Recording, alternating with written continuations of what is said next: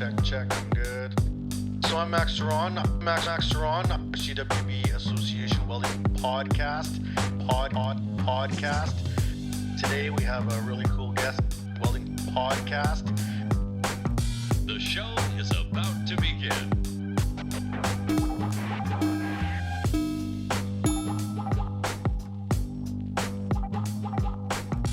Hello and welcome to another edition of the CWB Association podcast. My name is Max Ceron, director of the CWB Association, and today we have a very interesting individual who I got the pleasure of meeting a few months back, and he's become fairly integrated quickly into some of the, wheelings and dealings we got going on here at the CWB, which is great to see a Canadian doing some cool stuff in Canada. We got Mike Janzen from ClearSource, and he's here to tell us about his story. Mike, how you doing? I'm great, Max. Thanks for having me. So where are you right now? Where are you based? I am based in Calgary, which is kind of nice this time of year because it's gorgeous outside, and other places in the world I've lived are not, maybe a little colder. So I heard this morning that Calgary's actually almost got no snow left. Is that true? 100%. Yeah, we were, I think we hit like +9, +10 today, and it's virtually gone. So that's the joy of Chinooks. Well, we get your Chinooks, but we get like a second-hand Chinook. You guys already milk all the juice out of it by the time we get it in Saskatchewan. So we're sitting at +2 right now. It's melting. It's melting out there, but we still got a foot of snow on the ground for sure. So yeah, I'm going to break out my mountain bike this weekend. So. Oh man, look at you. I know. That makes me happy though, because I got a car in storage that I can't wait for me to pull that baby out and get her ripping around. So so Mike, you're in Calgary, people kind of wondering maybe what you're doing on the show. You're not a welder. And it's like, what the heck is this guy not doing on the show? He's not a welder. That's 100% true, but I have been, I don't know, I'd say I'm welding adjacent for my entire life, be the best way to put it. You worked in the sales field, correct? Yeah, sales, and also, so my dad and I had a fab shop for a little while up in Edmonton. Okay, cool. And I spent many an hour on the business end of a grinder, working on a bandsaw, doing all the stuff that I was, let's call it, qualified to do, because nobody wanted to put a MIG gun in my hand because the results were not pretty. So less than optimal. Less than optimal, yeah. We did a lot of decorative type stuff. So, think of like furniture and railings and that type of I guess, a product that we made.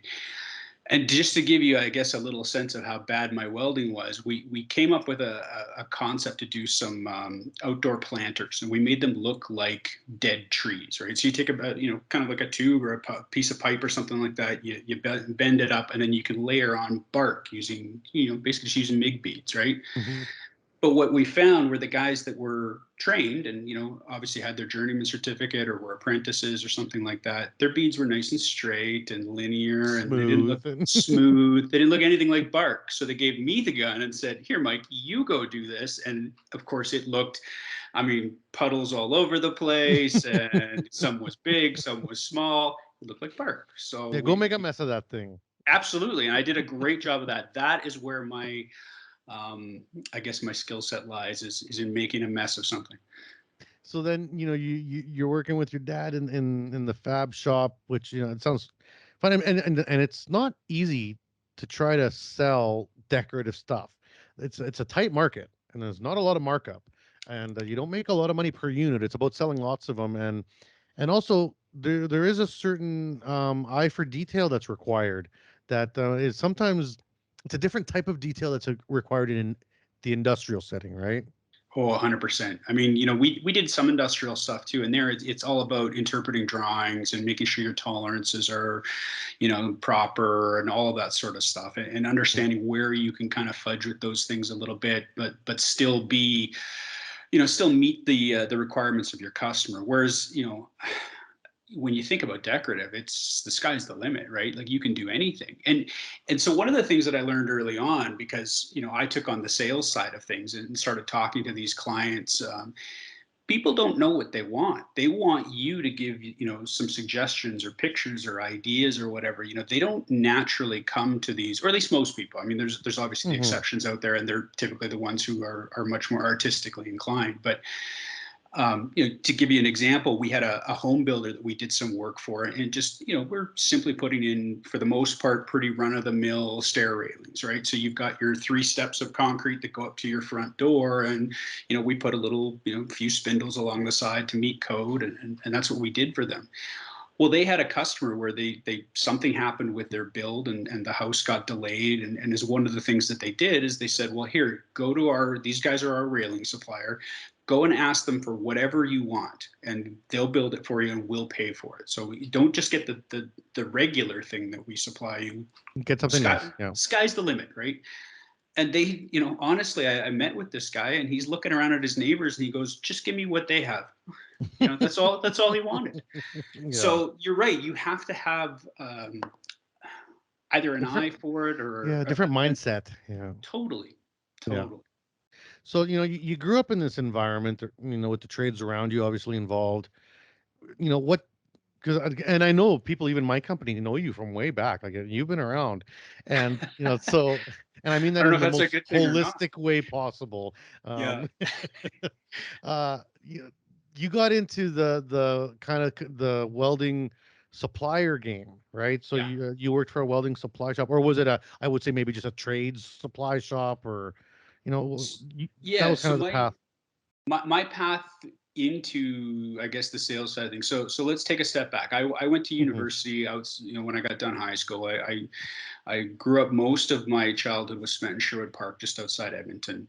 Finished high school, and I actually wanted to be a sound engineer when I graduated. Oh yeah, cool. That was my big goal. I went out to Vancouver for a year. I did some schooling out there, and I was going to be, the guy that won the Oscar for doing like sound mixing, like total nerdy sound type stuff, right? Let's just say that didn't pan out, obviously. It's very competitive. That's a very competitive market.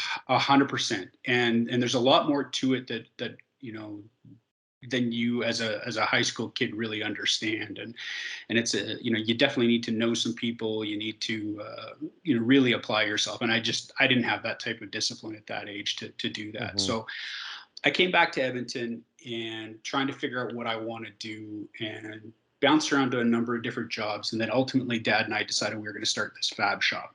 And he had a friend who had an electronics company where he made these kind of control boards for oil derricks. But he was having problems with his suppliers. He couldn't get the actual cabinetry that all of these electronic circuits were mounted into. He didn't have a reliable source of these things. So he knew my dad pretty well, knew my dad's background, and said, like, hey, can you build these things for me? And that was really the impetus of it. Dad said, like, hey, do you want to do this? So, you're looking to figure out what you want to do with your life. He was in kind of a similar boat. He needed a bit of a change from what he was doing as well. And we said, okay, we went and got actually a kind of a guaranteed loan from the government at the time, based on the assets that we needed. So we went and bought like a brake and a shear and a little iron worker and a few welding machines. And hell, we're going to go build a company. We're going to take over the fabrication world. And on the side of that, then my mom was a seamstress, and so Dad was always building. So she did like decorative draperies and all this type of stuff, and my dad was always building the hardware for her. So all these custom bracketry and all that sort of stuff. So she had a lot of a big tie-in into the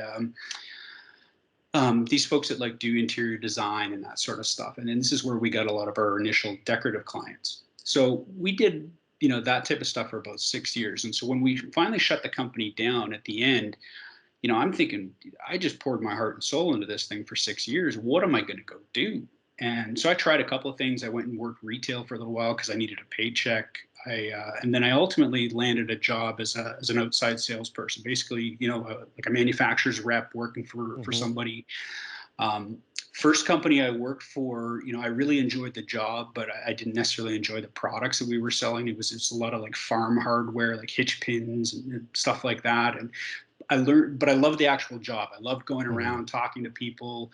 I loved meeting new people. I was doing these milk runs to like, tiny places like Provost, Alberta, and up to Peace River, and like just places I'd never been to before, and had these really cool experiences.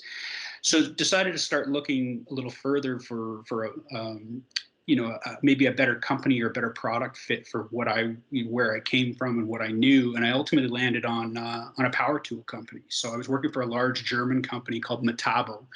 And their big thing is metalworking. Like they make angle grinders and all types of different burnishing tools and things like that.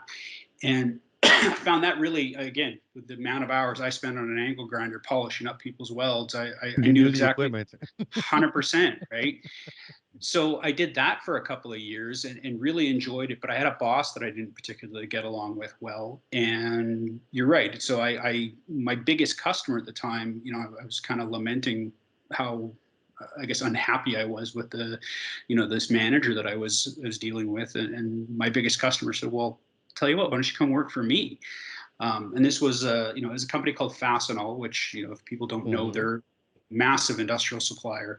And so I went and worked for them for a number of years. And ultimately, when I left, I was running their oil sands operations for them up in Fort McMurray, based out of Edmonton still. But I mean, I was constantly on planes and driving up that lovely Highway 63 to Fort McMurray, and kind of hanging out in a lot of the heyday up there, and just supplying all kinds of things to oil companies. And it was a ton of fun. I really enjoyed it. It's Fastenal. I always have a very distinct memory about Fastenal, is that they were the first company. Gosh, when would that have been? It would have been like late 90s that I ever saw use a completely automated consumables vending machine. Absolutely. Right. And I think they were the first. I don't know if they were the first company ever to do it, but they were definitely the first company that I saw that did it. So I was working at a large hydraulic cylinder company, which was like 90% machinists, 10% welders, right? And I was part of the welding crew. And so the machinists, they had all these consumables, all these different lathes, blah, blah, blah. And so Fastenal came in and set up a vending machine where just beep, beep, beep, beep, beep. And then it would spit out the consumable, and then they would come refill it once a week and they would get billed.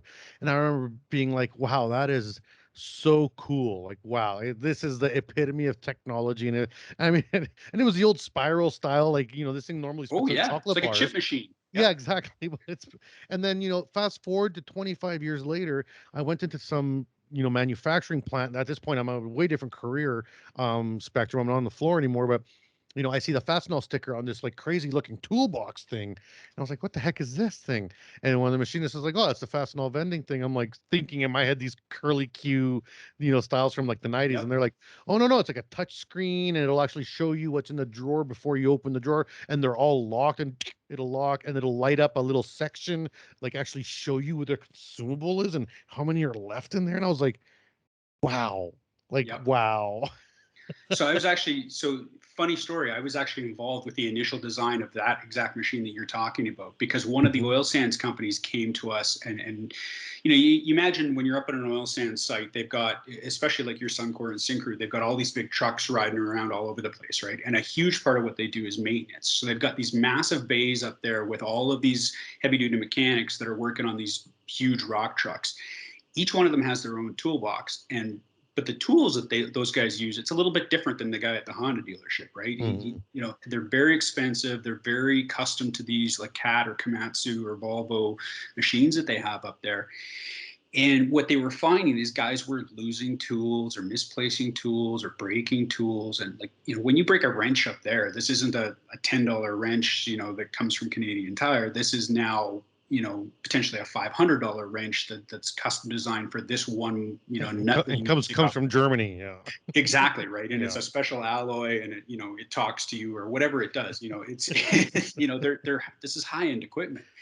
So what they wanted to understand, because we had just implemented exactly what you're talking about, the chip style machines up there for them, they wanted to understand if there was a way that we could manage tools for them in the same way. And so we started doing some exploration with the technology, because we didn't have that capability at the time, but we started looking at some of the technology companies that were out there to understand, like, does such a thing exist? Like, can we figure out how to do it?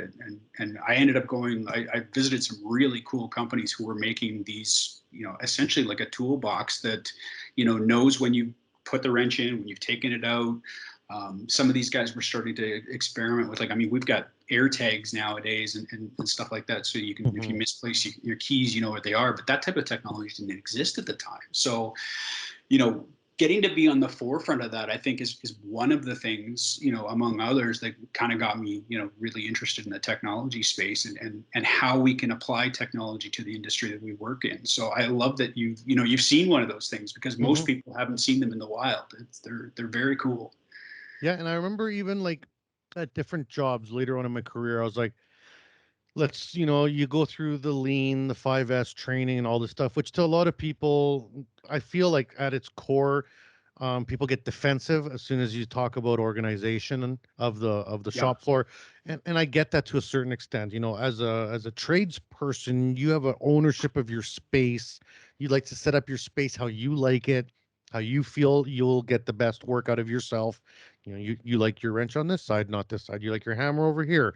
So when you come in as a manager or a supervisor or as a company and you say, hey, we're centralizing this, or we're doing this because it's better for everybody, you have an automatic response to be like, whoa, whoa, whoa, you're macking in my space here. Like, let's back up a little bit. And I think that what happens is that when people talk about lean and 5S, they automatically get defensive.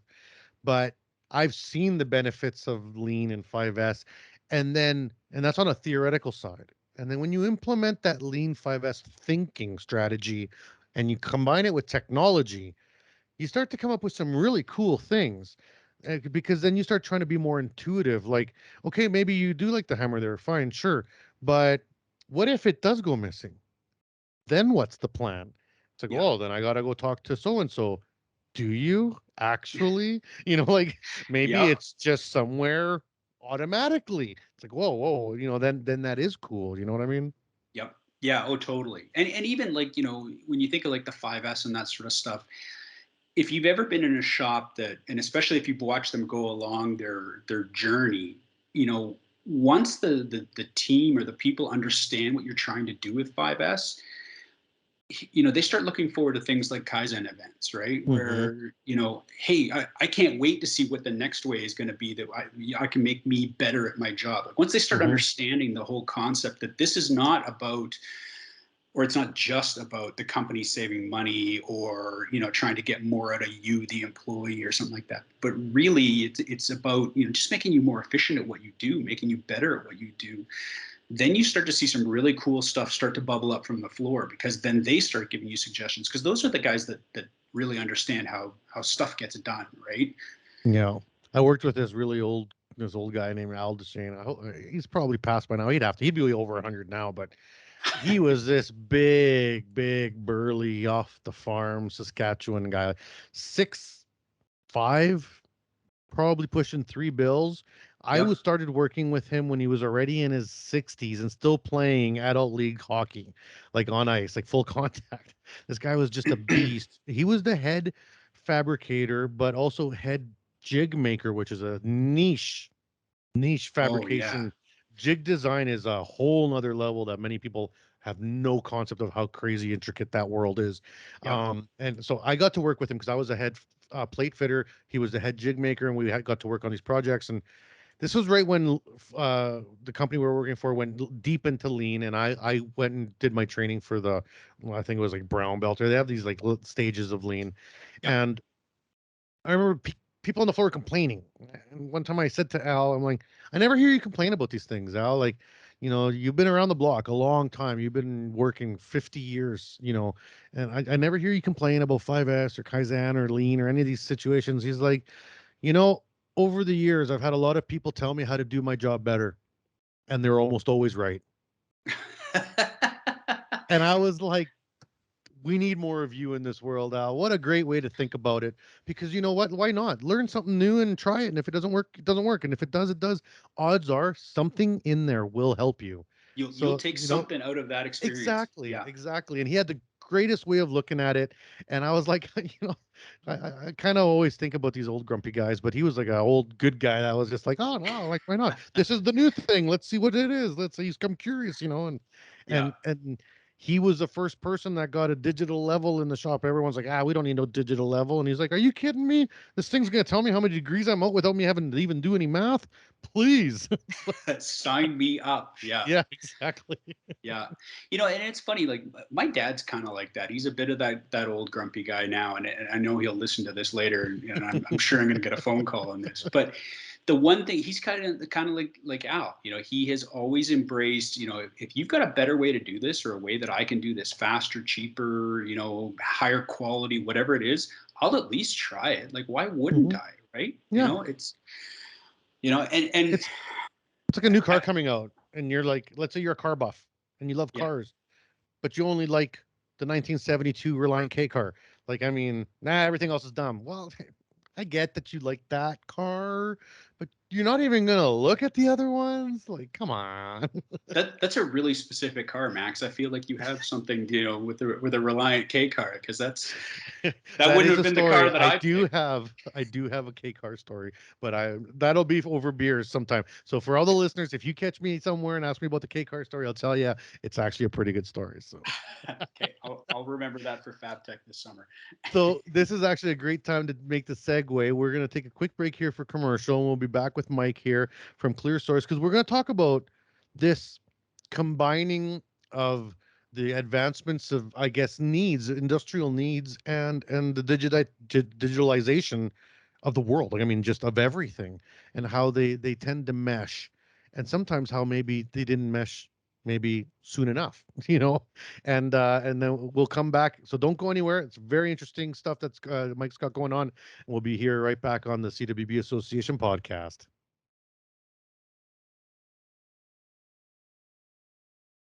And we're back here on the CWB Association podcast. My name is Max Ceron. We got Mike Janzen here from ClearSource talking about his life in the trades and as a salesperson, and working in the, in and around, parallel, perpendicular to the trades for a number of years.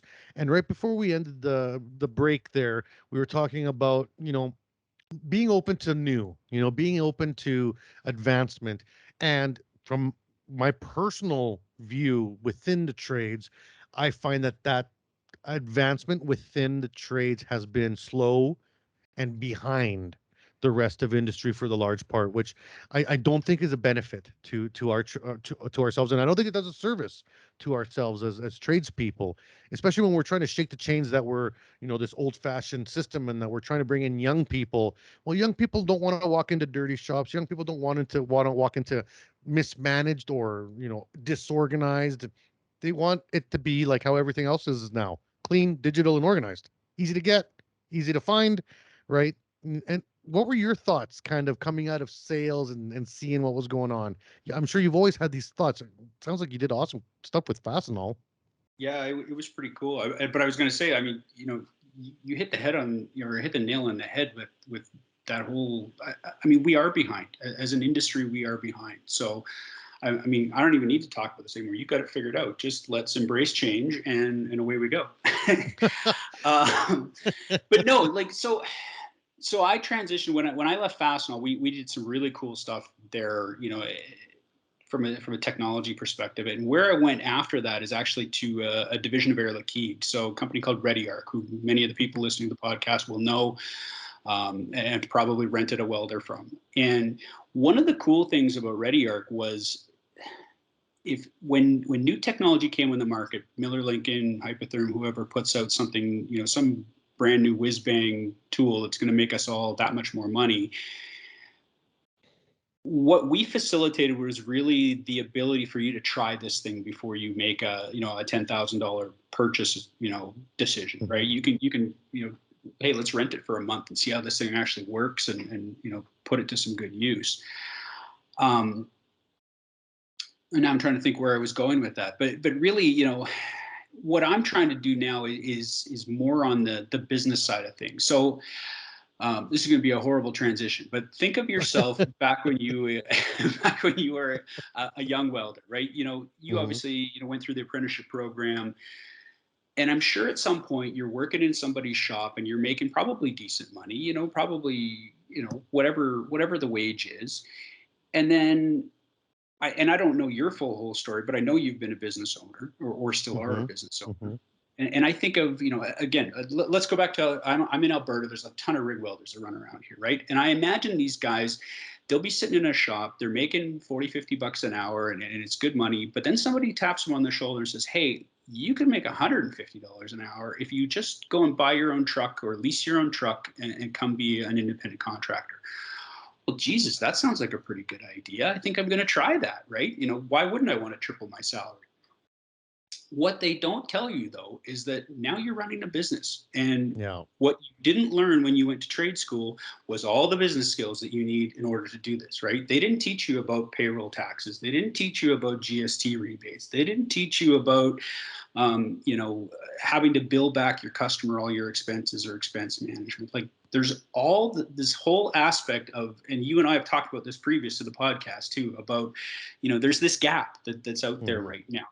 And this is, the thing that I think I can use technology to fix or address or at least assist in our trade, and not just our trade. I got big plans to do this for all the trades, but that's kind of where I'm going. Well, and there's access to technology. Let's see, maybe I'll break this into 3 columns. See if you can follow me here. Sure. There's access to technology. There's the sales of technology, and then there's the understanding of use of technology. Yep. So, technology will get released by, say, Lincoln. They'll come out with the new machine. Oh, the STT, blah, blah, blah. Okay, cool. The sales guy is going to be the first guy to get the pitch on that. They're going to get it in their new catalog. This is the new machine coming out for next year. Heads up. This is what it does, what it costs, these are price points. And they're going to Lincoln's going to tell the salesperson, 30% faster weld, 20% less spatter, the catchphrases that they expect a salesperson to go out and push to make these sales. Okay. So there's the sales aspect. Then there's going to be the access. So that is like, okay, I'm a welder. I'm going to have the welder brought to me so I can use it. Companies like ReadyArc, the first robot I ever got to use was I rented it from ReadyArc, because they actually have robots you can rent. I don't know if people know that, but you can actually just rent a robot and see if it works for you. Like they're awesome. Yeah, they're pretty cool. And they're actually pretty easy to use too. So there are companies that'll give you access, or you can just bite the bullet and go buy one, right? Now, this is where I feel the biggest issue happens. Sales guy knows the sales stuff because Lincoln told him what to say. Yep. Buyer's got the cash and is committed to wanting to get what the sales guy told him the machine was going to do. Yep. Now, how do you make it do it? Right? How do you make it do that thing that this thing is supposed to do? That doesn't come in the instructions. That doesn't come from the sales guy. They don't know, and so there's the actual use. And I've seen this happen. I saw a company spend millions of dollars refitting all new machines because it was supposed to be the next great thing. And it's not the machine's fault. They were the next great thing. They were amazing. And every single welder on the floor basically went to it, turned all those settings off, turned it back to like the base CV MIG setting that they are comfortable with, and just use that. So they got a $30,000 machine doing a $3,000 level of work, and basically because they don't know the training, they don't have the background, and so there's a disconnect. And I find that that's very indicative of our trade. I've seen a lot of new machines get bought and not get used. I see a lot of people not even know what the arc force knob is on a welding machine.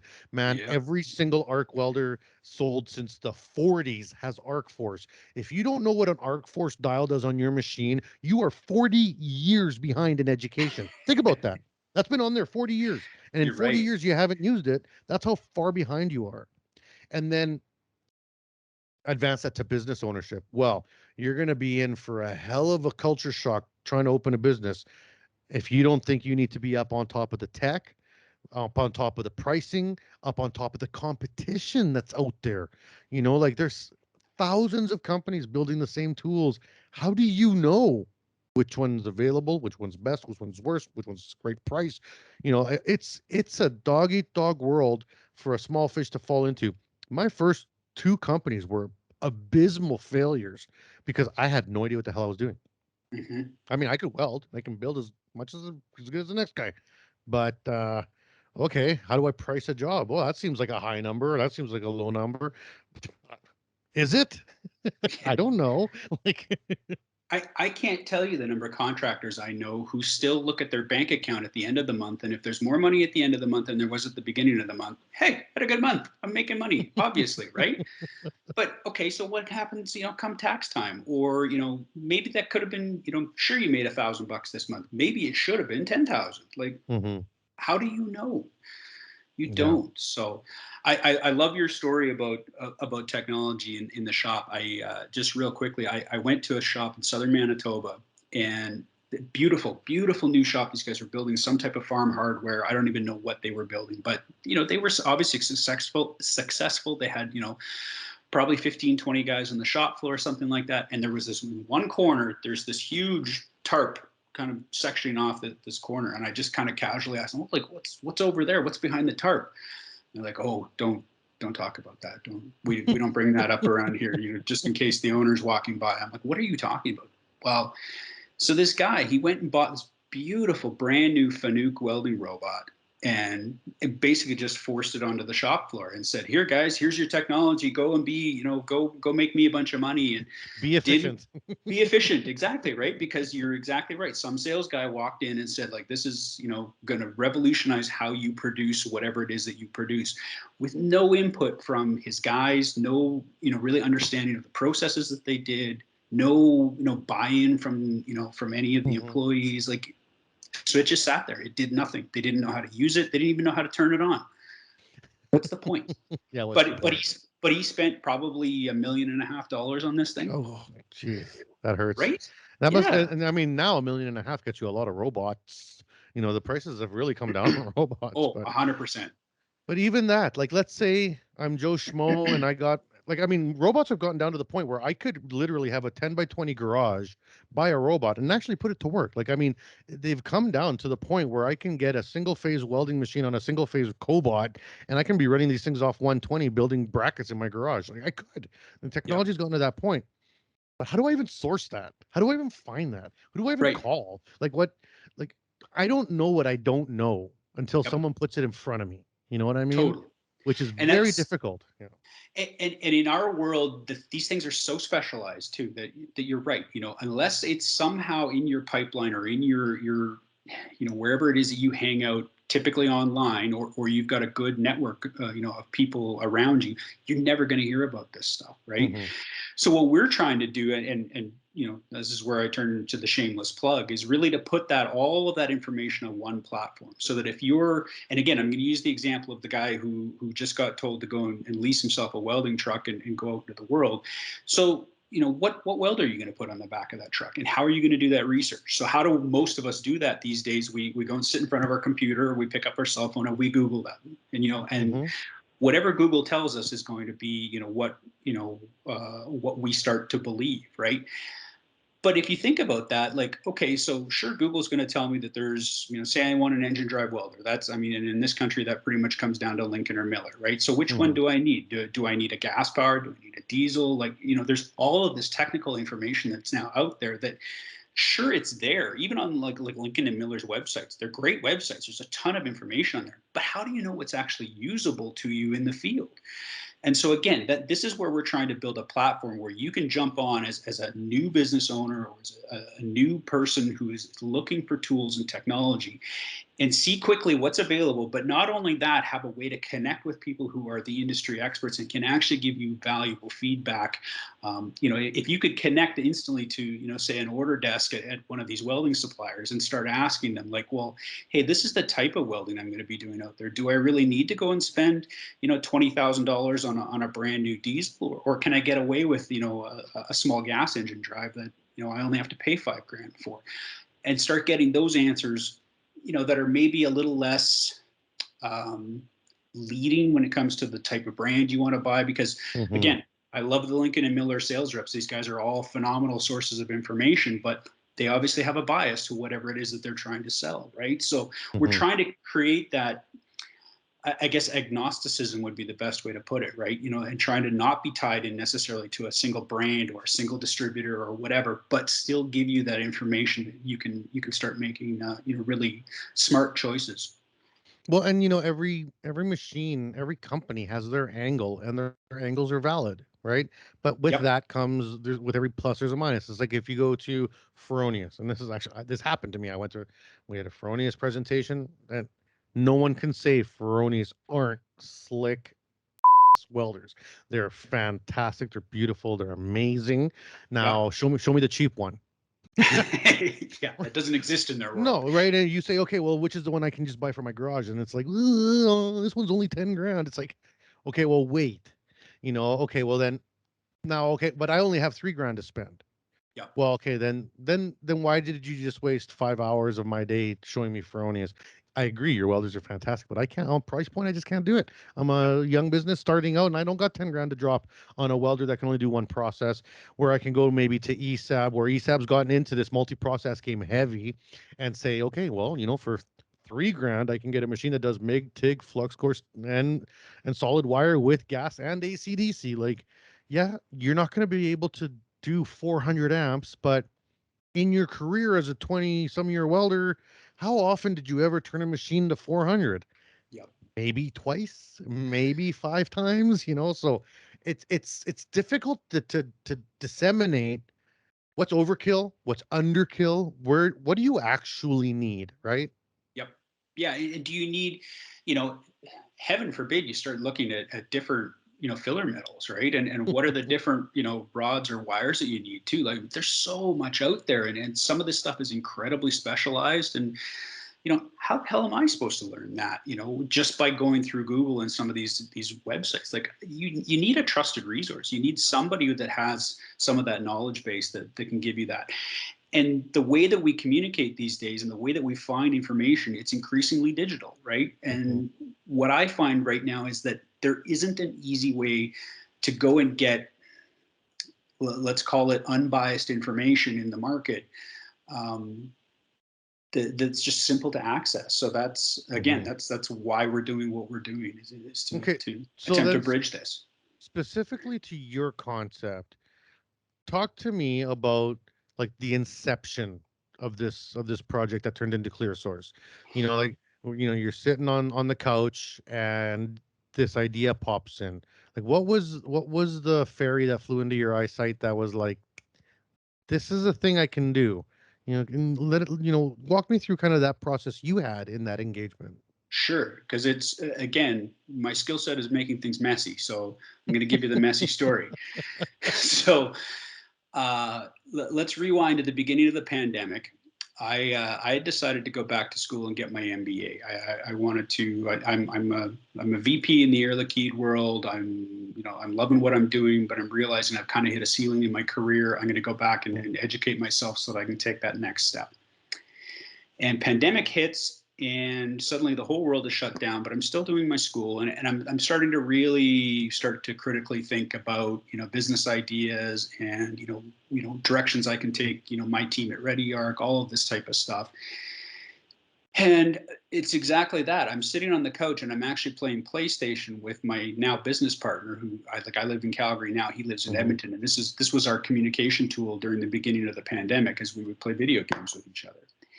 And we started lamenting the fact that we couldn't get products easily from retailers. And we thought, man, we're going to go build a company. We're going to become the Skip the Dishes or the Uber Eats of retail. We're going to bring you your Sport Check order within an hour, that kind of thing. And this is, trust me, I'll get to where my inception point was for what I'm actually building. No, now. this is good. I like it.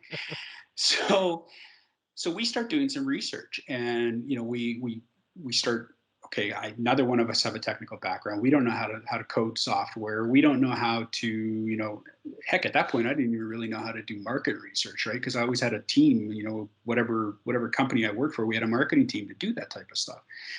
So we go through all this and we realize, hey, we're really onto something. And so we start looking for technology people. We find a developer. The developer builds us a prototype, and we come up with something kind of cool.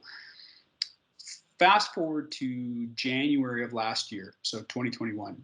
I am feeling so happy and so comfortable with what I'm going to do that I quit my job. I put my resignation in, and I'm like, yeah, I got this. I had investors, I had, you name it. I'm going to go and light the world on fire with this delivery idea.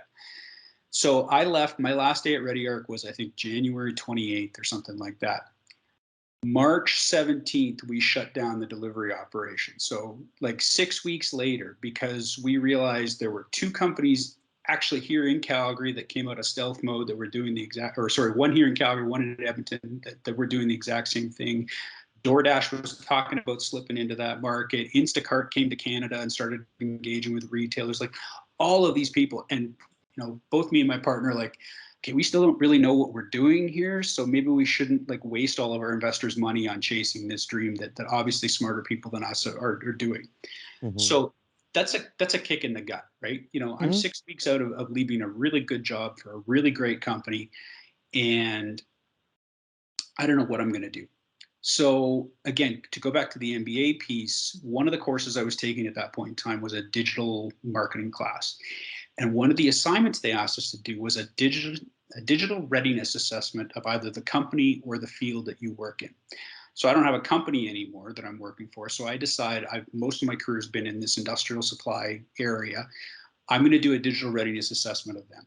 And that's when my mind started to be open, because what I realized is, sure, we have e-commerce platforms, and sure, on the process side of things and production side of things, there's some really cool tech. Like being in that Air Liquide world, what they do with like gas production and stuff like that, next level stuff. Like it's mm-hmm. incredible, some of the technology they have. But you know what hasn't changed in the last 30 years? How we buy industrial supplies. It's still the exact same process. Even if you use an e-commerce platform, it's still, I'm that kid who just went and bought myself a truck. I need to find a bunch of supplies.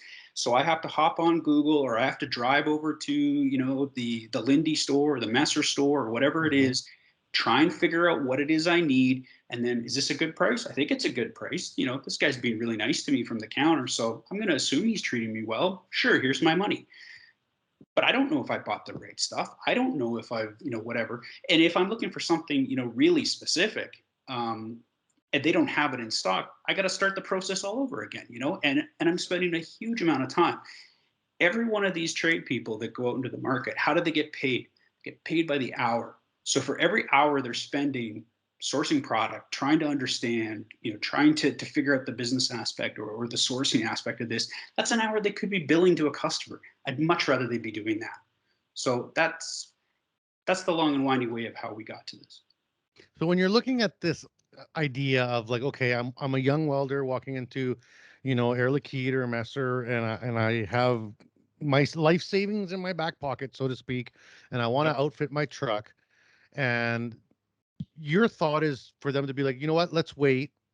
I'm going to jump on this app or program, and I'll be able to type in welder and it'll give me welder. Like, I guess, how did you start being able to zone in into areas like by price, by ranking, by rating, by availability? I mean, these are just things that are popping in my head. I'm sure obviously you put way more thought into this than I have, but like how do you start?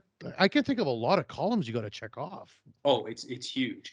And there's if you think about it too, because it's I mean, I haven't really talked about the platform yet, but really it's kind of like a marketplace, right? Mm-hmm. It's a way where distributors can bring manufacturers' products, present them in a manner that end users can buy. So in that regard, it's no different than the Amazons of the world, right?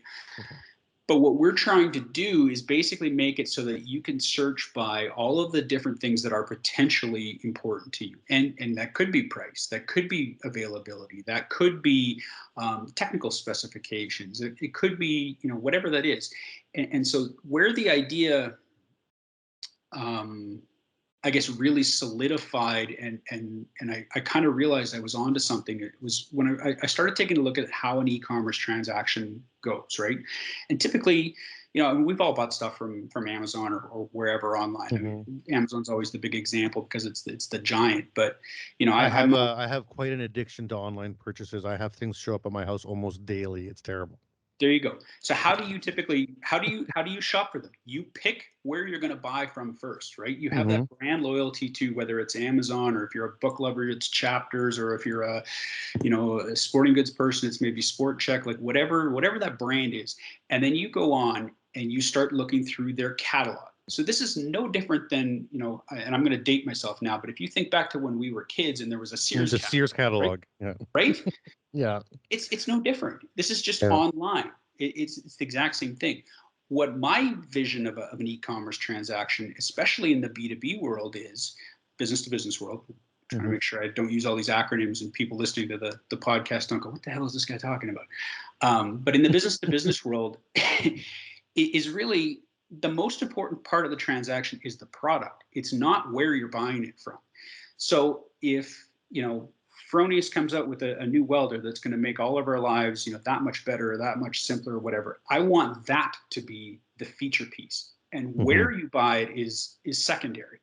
It's what that product is, what it can do for you. So when you search welder, obviously you're going to get a whack load of options, and the system's going to start asking you questions. Well, what kind of welder? Like, what's your process? What are you trying to do with this? And potentially what's your budget, right? But eventually, once you settle on the actual product that's going to make your life easier, and there is going to be a way for you to ask questions in the platform as well. So basically, reach out to the experts, whether it is the Miller Lincoln representative. Or somebody from an order desk at your local welding supplier or somebody like that. Once you've got those questions answered, then it's really about okay, now what's most important to me? Oh, well, geez, I start my new job tomorrow. I need this thing, so somebody better have it in stock, and it better not be 4 weeks lead time. Or it's I've only got $3,000 in my back pocket right now, so price becomes the most important thing to me. But really, you can set up where you shop and how you procure that piece of equipment or supply based on whatever's important to you. So it's kind of like just a little bit of aligning the chain of the sequence of events in a different order. So for example, if I type into my phone Chinese food, it'll give me a list of Chinese restaurants instead of me going to a specific Chinese restaurant and saying, what do you have? Fu Young. Yeah. Exactly. Okay. Exactly. So I see that. Yeah. Yeah. Now think of it. We were talking hotels before we started. Think of it as like a Trivago type system, right? Where all the hotel brands are on there. You're really picking your destination, and then and it's focused around your room. Where you get it, if you get it Expedia or Hotels.com or whatever, that's the secondary piece. Yeah, they're kind of fighting for your business instead of you seeking theirs. You know what I mean? 100%. 100%. So then you said you weren't that technical. Your partner not coding. And then you decide that you want to put this idea into an app. How the heck do you start that process? With help from Google. Yeah, with Google. Honestly, we Googled. We found a few places. We made a couple of conscious decisions. So one of the things that we wanted to do was support a Canadian developer. That was, we didn't want to go offshore. Nothing against people who are doing programming in the Ukraine or India. They do some fabulous work, but I want to try and support local wherever I can. So once we've done that, we kind of identified, I think there were about a half a dozen different developers that we reached out to, and they had to be people who were willing to, I don't know, sort of walk this path with us. You know what I mean? As opposed to just a lot of changes. There'll be a fluid movement. 100%. Because I've done some research into how this whole Silicon Valley startup, those types of companies. I talked to hundreds of people who have been through those types of experiences at this point, and typically it is the technologist who starts the company. It's the guy who knows how to code what it is, the idea that he has, but he doesn't necessarily understand, he or she doesn't understand the business side of it. I'm coming at it from the other side, right? So I need somebody who's an independent contractor who's still willing to do those trials and tests and changes and all that kind of stuff, and be really patient with me as we uncover what it is, what's most important to our customers once we launch this thing. And we ultimately found, thankfully, a Calgary-based company, because it's really easy to go see them, because I'm honestly sick and tired of Zoom and Teams calls, but sorry. Yeah, no, that's a-okay. They're a necessary evil right now. I get it. And they do make us more efficient. I shouldn't slag on them that much. I mean, here I am trying to, espouse how great, technology is. And I'm bragging on the technology that allows us to have this conversation while you're in Regina and I'm in Calgary. So, No, but so we went and we interviewed a number of these places, kind of told them what we wanted to do. And so these guys here in Calgary, they're a company called Launch Code. They're great. They're actually the guys behind a technology called Patron Scan. So if you've ever been to a liquor store or a bar, nightclub, or something like that, where they have an ID scanner that's on the door, these are the guys behind that technology. This was their big idea. And then what they found is they had some downtime for their developer team while they were waiting for like hardware designs or things like that. And they started to outsource these developer folks to other to work on other people's stuff. And so what I liked about these guys is they've been down this path already. That product that they put out into the market didn't just spring up perfect overnight. They understood the challenges of, hey, let's build something small and simple and maybe not fully functional, but and develop it out. And develop it out. Exactly. So that was kind of how we did that. And really it was just, we've made a lot of mistakes along the way already. And I mean, Jesus, we don't even have a product on the market yet. And we've, there's already 20 different things I wish I could do differently. But how I'm trying to approach this is that's just a learning experience, right? That's just the way you're going to go, Exactly. So, and for the people that have never been to a bar that requires you to scan your ID, they're the same type of bars that check you for knives. So, and you're missing out on a life experience. Go. Yes, go they're experience actually one of them. Usually my favorite bars, to tell you the truth. So mine too, 100%. Okay, so now you're in this development period, which can be grueling, and as a business owner and worked with many startups throughout my life, sometimes there's a line in the sand, whether it's theoretical or physical, where you say, okay, enough development, feed in, we got to start moving product, whatever that product is. Do you guys have that line in the sand in front of you? You're reaching out, you're a part of our conference yesterday, so you're pushing the message out there, so that means that boots are going to hit the ground soon. So you must have like a kind of, what's your plans in the next 3 to 6 months, or what do you see? Yeah, it's a balancing act, right? It really is, because one of the things, so obviously I'm not independently wealthy yet either, otherwise I wouldn't probably be doing this. I'd be sitting on a beach somewhere. So you have to balance on Zoom, exactly, with a Mai Tai in my hand. But you have to balance the financial piece of this too, right? I don't have enough. Software development is expensive. Even doing a small simple version first, it's still pricey, and so we've been trying to raise investment, and thankfully we have some people who are really excited about what we're doing and have put some money into this too. But most people, in order for them to make that decision to give you some of their hard-earned money, they need to understand that there are customers out there for this thing. So really what we needed to do was start at the customer. We needed to have something that we could show them and really just, here's our vision. This is what we want to do. Do you find this useful? So we have to do a certain amount of that before we're comfortable actually pressing play on the development piece. And so that's part of the reason that, obviously we reached out to the CWBA in the first place, was to, understand how to engage with membership, because welders are going to be a big part of what we're trying to build. And yeah, we're at the point now where we built a bit of a wait list, and again, shameless plug, anybody who's listening wants to come join the wait list, just come to clearsource.ca, sign up today. Doesn't cost you anything. But once we hit a certain number of people that had kind of said, yes, this is cool, and we really love what you're doing, that's when we pressed play. That was our line in the sand. So it wasn't necessarily that we were building something first and then realized, okay, we've got enough features, let's go launch it to the market. Really what we wanted was, we told the story enough times that enough people said, yes, we want this. We crossed that barrier, and now we're into the actual development piece. So the next phase for us is in probably, I would guess, 6 to 8 weeks. Like we're middle of February here. So yeah, probably by mid-April, end of March, mid-April, something like that, we'll have the very first, iteration of what this thing is going to look like.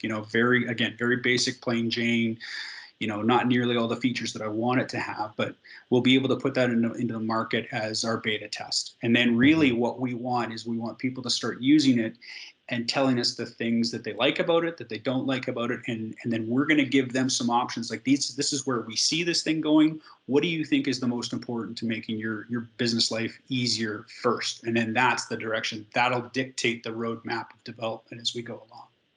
So, people are going to hear this all over the world. And do you want the people to be your guinea pigs from all over Canada, or are you kind of looking at the Alberta market? Are you like hoping to find more people in Alberta to kind of give you this beta testing guinea pig side of the exercise? Um, it's probably going to be dictated by where our distributor partners are located. Okay, yeah. As much as heck, I'd go global in a heartbeat if I could. But we've got at this point we've got 4 distributors who have said this is a great idea and we want to be with you from the very beginning. And understandably, we have a few who are sort of sitting on the fence because They're watching. They're watching, and it's painful to go through a beta. And anybody Mhm. who's has kind of been through one of these processes before understands that there's a lot of effort that goes into this. That's maybe not as rewarding as some people would like. So I get that they're it's not important for them, but so these 4 distributors, really we're excited to have them on board because they have reach all the way from furthest east to one of them has a branch at Stony Creek, and then they go all the way to Chilliwack in BC. So really geographically, that's going to be our, I guess our trial area, so to speak. So, but yeah, I mean, if we got a national on board, one of the big guys, and I have, we've started down that path of talking to a few of them already. We would go as big as we could. Understanding we have the confines of if we took 1,000 customers on tomorrow, I got to build a customer service team right away too. I've only got so much bandwidth to answer questions for people. So Yeah. But yeah, that's really what this next, call it 3 months looks like, is getting that very first iteration of the product on the market and really rolling that out to the customers who deal with these particular distributors, and and then starting to garner feedback and ways that we can improve it. Is the rollout of your app once it's live, past beta, is it a pay to use or free to use with incentives in from industry, or kind of what's the model you're looking at? Free to use with incentives in from industry would be the Okay, yeah. best way to describe it. Yeah, for Yeah. the end user, for the actual contractor, they don't pay anything for it. Much like you would Okay. hop onto, Yep. if you go on Amazon, you don't pay to use that, right? Basically how I run the CWB Association. It's free for all 100%. membership. Yep. $3 million a year we funnel out into the industry through the association. They don't usually ask me where that money comes from. Yeah. No, and the nice thing is like, the distributors that we're working with see the value on it from both their side and the contractor side. Like there's a lot of efficiency that we've built in to the distributor as well, to just, make their order desks work that much more effectively, be able to connect their customers who are sometimes, like, let's face it, again, using that example of a kid who's just getting his first welding truck, that's not the easiest customer for a distributor to find. It's really tough to maintain a connection with them, because it's not like they're an Acon or a PCL or somebody like that who's spending millions of dollars a year. They don't have a resource that really pays attention to them, and that from their perspective, that's where we come in as that resource that can help them maintain a connection, help them communicate products, process, deals, all of that type of stuff back to them. So. Well, I definitely remember everyone that was nice to me and gave me an opportunity when I was starting my businesses. I started my first one at 25. Um, there was people that didn't give me the light of day, and I was just a dumb kid trying to do something, and they probably knew I was going to fail. Sure, and it did. It did. Yep. And I still remember them not being very helpful. But then I remember places that were like very helpful and were like, "Hey, kid, you kind of don't look like you know what you're doing. Maybe you should be looking at this product or that product instead." And I took that to heart. And then when by the time I got to my third company, and you know, I got better at it, and they started doing really well, th- they were the people I went to, even if they were not the lowest price, 100%. even if they were not, they were the ones that gave me the 30 seconds of their time that I required to get through a process where I was a little confused. And yes, I'm only maybe at that stage of my life giving them $3,000 of commerce a year. But, 20 years later, I'm giving them, $500,000 of commerce a year. And you remember those people that kind Oh, of do that. totally. Totally. The very first company I tried to start was when I was 16 years old. That was right when snowboarding was becoming a big thing. And I tried to start a snowboard shop in my garage. I was going to sell boards to all my friends in high school. And, I reached out to a bunch of snowboard manufacturers, and the ones that got back to me, I still have fond feelings for those brands, right? Burton's specifically sent me a letter saying, I'm sorry, basically you're a 16-year-old kid, go away. We don't want to deal with you. So I can't stand Burton snowboards. You'll and never they're buy huge. Burton again. I'll never buy Burton again, right? I had someone tell me something really negative about Alibaba, and I'm not promoting buying Alibaba. I'll stay with that. Yeah. I'm also not telling you not to buy Alibaba, because do whatever the hell you want with your money.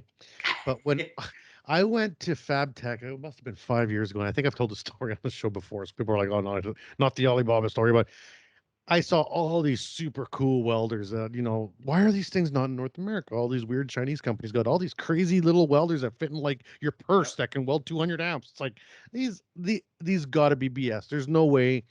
And I was like, they got to be BS, because they don't sell them in North America. They're only in China. So probably they don't really work.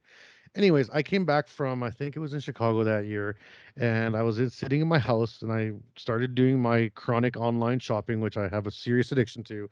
And I stumbled into Alibaba, which I may or may not have a corporate account at. And I seen one of these little weird, tiny purse-sized welders on there. Yep.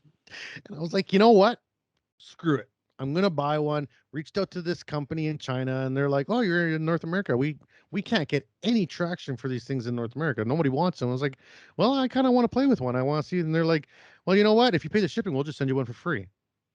I was like, Really? "Seriously?" They're like, "Yeah, we'll just mark it as a sample. You get a sample, and just make sure you tell everyone how it works." And I've had it in my garage 3 years now. The thing works slick.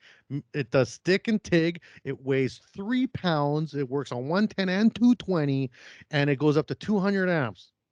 Like, it's a loaf of bread. It's that big. And it's like, you know what? Say all you want. Yes, Lincoln. Yes. Yeah. But you know what? Jimbo, Jinbo from China sent me a free welder that's still working in my garage 3 years later. And I've put that thing to work. I've lent it to buddies. It's like, oh, I wish I could weld one guy was doing farm work, and he's like, I wanted to go do a bunch of work out in the field, and all I got is a little Honda, 110 generator. It's like, that's all you need. And now you have portable welding, like. I'm telling you, Max, if you want to start a distributorship, I may have a platform launching soon where you can launch some new products into the they market. did get back to me, and they were like, if you liked it, we'll send you 300, because that's how China works, right? They're like, here's one. Do you want 60,000 of them? It's like, whoa. Yeah, maybe I need 5 more, but 60,000. Yeah, exactly. Yeah, that's a tough. I don't know if they'll fit in my basement, but now for your app, the ClearSource, you got the website up and running.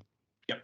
I'm gonna, you're integrated now to CWB. You reached out to CWBA and saying, like, what can we do? We have a large member base, and we are about connecting people, especially Canadian companies that are, we've been a part of lots of Canadian companies that have started up, and we're always excited to help support Canadian companies, because that's kind of the point, right? Yep. Do you how high in your mind is the networking aspect of your job, or for you to get this platform out? Because I push networking all the time, because networking has saved my career a number of times. The people I've met have become very important to me throughout my life. And, even the Chinese guy, if I'm ever in China, I'm going to go visit Jinbo and be like, thank you, Yep. When you decided to reach out to the CWB Association as like, okay, I need to start spreading the message, were we kind of seen as the place to go? Did you see it as complicated? If there was another company out there looking to do what you're doing, was it worth your time? And I want you to be honest. Like, was it a good experience for you so far? Well, outside of the podcast host, everybody's been lovely to me. So, sorry, I had to. We were not for profit, not anymore. Now you're gonna get a bill tomorrow. Now you're jacking up the price on me, hey?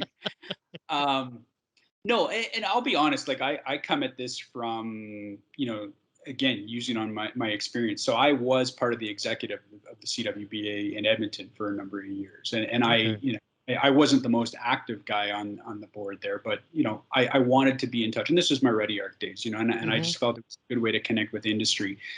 I definitely think it's easier now than it was back then. Like I think before you had to go to your individual chapter, and depending on how active your chapter was, how much they engaged with their local membership and the welders in their community, really dictated, the experience of dealing with the association. When you and I first met and we started talking, and you started telling me all of the different things that you've been working on, and now that I've seen in action, with just the enthusiasm that you have for our industry, and how you're trying to be that champion. I love what you're doing. I think the experience has been great. Your marketing team has been great to work with.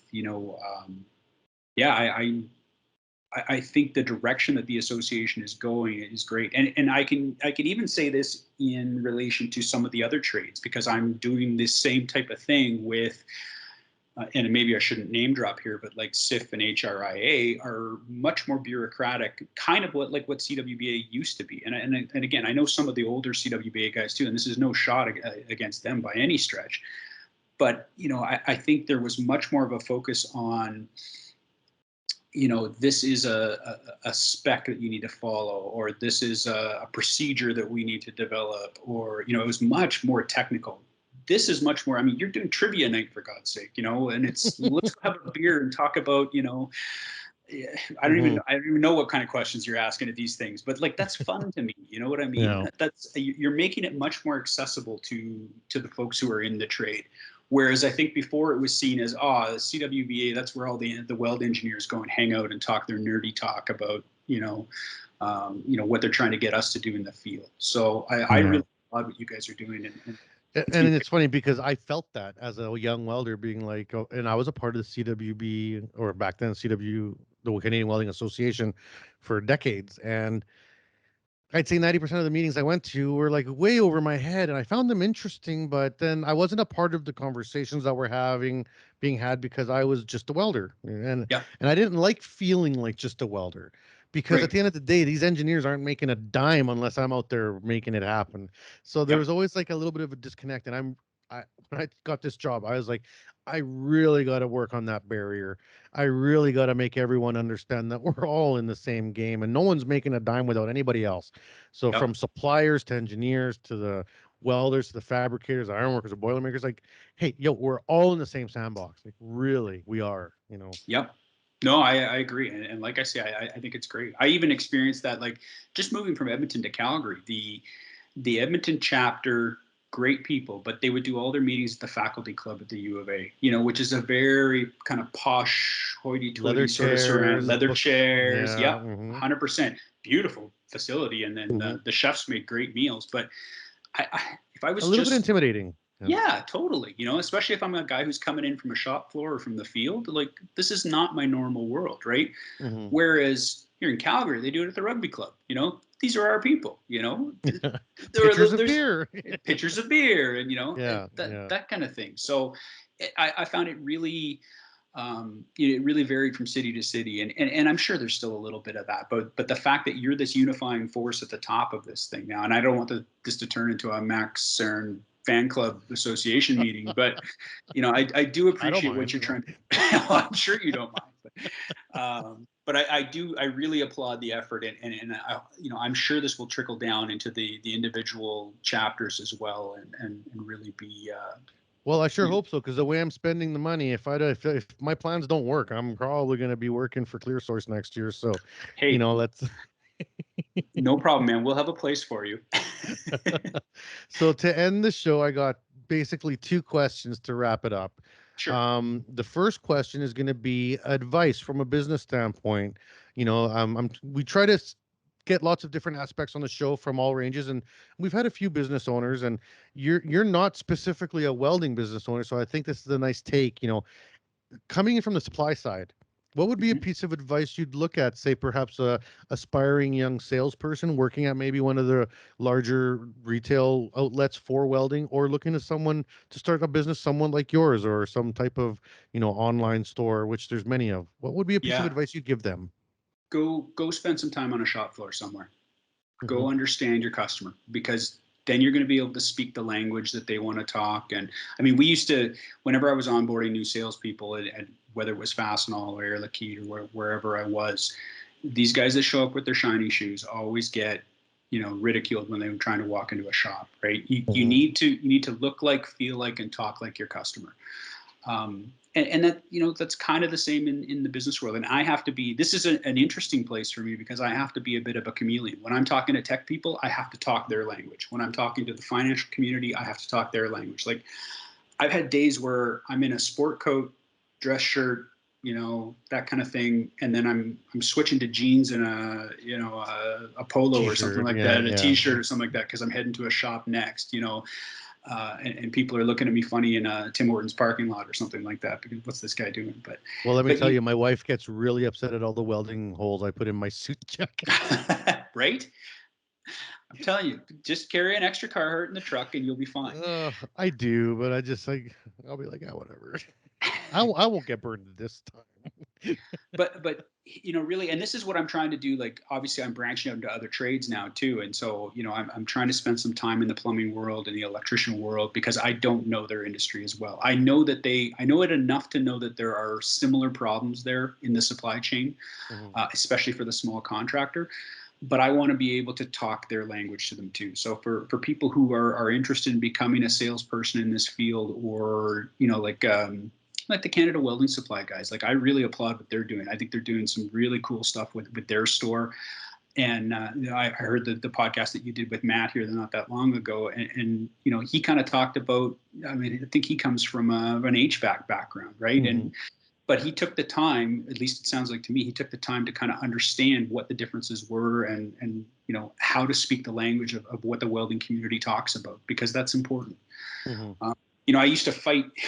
It's a funny little side story. I used to fight with, people who would build product catalogs for us at both Fastenal and Air Liquide, because they wouldn't use the word stinger. They would use whatever, the technical term is for, the electrode torch holder. Exactly, right? Yeah. Guys don't call it that. They call it a stinger. Like, if you're not going to put whip in your catalog, they're not going to understand what that is either. Like, just use the language that they want to use, right? It's their language, yeah. It's their language, 100%. Yeah. So that would be the one thing. And the other thing I would say is go and do your research, and this is more for the business starting type thing, is do your research, because there's some really cool companies out there doing some really neat digitalization efforts right now. And it's not just in procurement. There's companies like Jobber and Service Titan who are doing some really neat stuff around, being able to manage your crews and having, some almost like a CRM for your customers, stuff like that. There's some really neat construction software companies. I think of like Procore comes to mind, where you can put like all your CAD drawings on there, and you can basically take them and ship them off to different parts of like, so say your fab shop, you can have this specific drawing gets disseminated out just via an iPhone app that comes out to to somebody who's working in one particular area of a shop floor or something like that. Like, there's just some really cool technology that's out there that's very applicable to what we're doing, drives huge amounts of efficiency, and it'll just make you better at what you're doing. Embrace that kind of stuff. At least give it a try. Yeah, get out there and play with the toys. There's a lot of good toys. Like, I've had people be like, "Oh, what do you use? How much do you pay for your accounting software?" I use a platform online that I found like 10 years ago, Wave. It works awesome. Does all my payroll, does material cutouts, and breaks down pricing. I was like, there's tons of free things out there if you guys just go out there and look. And if you put through X amount of business, then they charge you money. But now that I've scaled back my company and it's just me and maybe one or two guys that I hire here and there, I'm under the K amount that these companies required for me to pay the fee. So I just have to do a little bit of research to see what's out there, because I don't want to pay $15,000 a year for the top end Intuit QuickBooks anymore, because there was a time I needed that, but not now. So. And my last question for you is that Super Grover on the back shelf behind you? 100% that Super Grover on the back shelf behind me. That is it yours, or is it a kid's, or is it a grandkids? Or no, I don't have kids. So this is so Goofy and Super Grover are back there, and there's a whole story which will be an over beer story that I'll tell you about them too. Story. All right. Yeah, but I have stuffies too. People make fun of me because I have stuffies, and hey man, I don't think there's anything wrong with the man having stuffies. So, but I keep them specifically here because it's, I mean, this is my Zoom background, you know, and I want people to know that I don't take myself too seriously. So Good. Well, I caught on to that right away. I was trying to read the labels, and that's like, it looks like a late 70s, early 80s encyclopedia set. I always notice people's backgrounds. You got a couple codes books on the one side, but then you have some softer literature on the other, and then an award for some type of sales thing up there. I got tight eyes, so. nice. It just tells me my webcam is high quality. I like that. Well, Mike, I had a lot of fun having you on the show. I hope you enjoyed yourself here too. Loved it. This was great, Max. I really appreciate you having me. Cool. Any shout outs you want to send out to anybody? No, really all I want to say is just that, you know, if you like technology, if you if you're interested about the digitalization of our industry, come find me. I'd love to talk to you. I'm LinkedIn is where I hang out on the most. It's Mike Janzen. You'll see me right away on there. You'll see me post a crap ton of stuff about ClearSource. And I'd love to talk to you and hear about your ideas, and even if they don't go anywhere. Awesome. I love it. And for all the people that have been tuning into our shows, thank you very much again for staying with us for this last hour and 14 minutes. A great podcast. And, make sure you keep following up and sharing and downloading and spreading the word. Where the numbers are trending up as always. And I love to see that. And stay tuned. We got lots of cool episodes coming up. In March, we're doing a lot of women empowerment. And also be aware that if you go to our association website, the TSUP program is up and running, training supplement and upskill program, free training. February is Excel. There's free Excel courses. In March, we have Women Empowerment Month. So it's all courses about allyship and women leadership roles, which is open to men and women. It's important for men to take these classes too, to be how to ally and support women. It doesn't mean being weird about it. There's right ways to do these things. So it's important to learn that. And we have courses programmed right out till June. So these are free and subsidized courses on behalf of the CWB and brought to you by industry. So, make sure that these spots get used up. You guys asked for free training and I gave it to you. So let's use it up. All right. Thanks again, Mike. Thanks, Max. And yeah, right, don't be scared of spreadsheets. Awesome. And take care. Have a good night. We hope you enjoyed the show.